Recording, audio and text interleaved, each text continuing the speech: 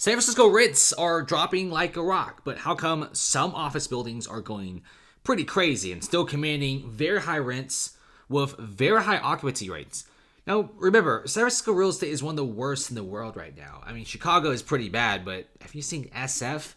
It is a whole different animal. If you look at San Francisco, many of these buildings are going for auction for pennies on the dollar. We already have very notorious buildings, these infamous buildings that are supposed to sell for a lot of money, eventually sold for very cheap prices. Like, for example, this building right here, 21 Spear Street, it's literally right next to some of the best waterfront properties, but it's now being sold for a very cheap price. And we're talking about $60 million for a skyscraper, which is something unheard of because 10 years ago they were selling for twice that. And I'm pretty sure 10 years ago, $1 million was worth so much more than now. San Francisco office rents have been on decline, but trophy office space is actually still pretty valuable. This is why we have a very troubling sign, because they're still building commercial office space, but there's not that many tenants. What's happening here? So if you check out this building here, 1500 Mission, they're also going to include luxury apartments, but also a 500,000 square feet office. This is an enormous amount. We also have this building here, which has 630,000 square feet, and that's offices. And then scroll a little lower, you also have this building here, which got canceled, kind of sad. We also have this one with almost 100,000 square footage of space, all dedicated to offices. So what's going on? Why are people building offices all day in San Francisco when vacancy rates are rising? Because mass layoffs, and also many companies are pretty sick of San Francisco and their laws. Many of these companies are just simply leaving. Then how come San Francisco is still building these towers? Well, it's very simple. Because there's still a lot of tenants left. With a vacancy rate of almost 40%, you still have the other 60% of the city being occupied, which is still a pretty bad number. Because if you go to other places like Singapore, their vacancy rates are like 5 to 10% in the office sector, which is actually pretty healthy. San Francisco is almost 40%. So the other tenants have more money. The startups are all gone. The smaller business owners have shut down. And usually it's like the really crappy little offices and like the smaller buildings usually have nobody renting them. Like, for example, this building right here, right on the top, it could be apartments, it could be offices. If it's offices, nobody's renting this.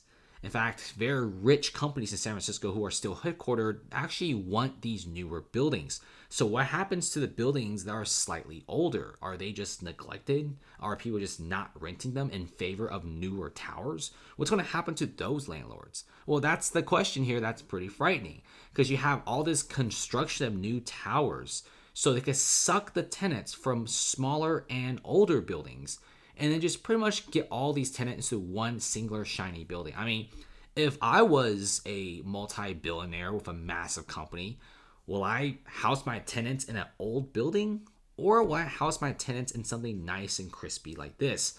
I want to host them in a nice building like this. So let's say I'm renting like an old building, and then suddenly this building here popped up. I'm moving my employees there. It's as simple as that. It looks good, it's nicer, greater amenities, and also it's not my money, it's the offices and the company's money that I'm burning. So this is what's happening in San Francisco. You have new buildings being built, and they suck the tenants away from the smaller and older buildings, and those buildings go foreclosed. And a lot of these buildings are not small. Like, look in the background, look at all these older and bigger buildings. Many of them have vacancies up to 50-70%. And a lot of their business is being taken away by newer towers like these who were recently built just in the past few years. This is not sustainable, guys, because you also have a lot of these newer buildings already getting some of their business taken away by even newer buildings. This is a cycle that we're seeing in many U.S. cities, and this is something that the FDIC also warned about, saying there's $3 trillion of commercial office loans spread across all sectors of the U.S., and it's not exactly the best when you have people just building these things. Like, they almost feel like real estate's like expendable. It's almost like it's a commodity at this point. In fact, these buildings should be occupied people. They shouldn't be building more when vacancies are this high. But this is what we're seeing here. And even the Salesforce Tower and 181 Fremont buildings that are relatively new but have been around for a few years are now very, very empty, with many of these big guys and big companies opting in for even newer and squeakier, cleaner buildings in San Francisco. These layoffs are also cutting into a lot of these profits. We're also seeing a huge battle against the tenant. People offering crazy high incentives, very low rents, and months of rents free just to get you, the office tenant, to their building. And we're seeing this. Let's see what happens. This is not great news at all, but hopefully San Francisco recovers. But it's going to be pretty hard to recover when, the whole entire city is like this.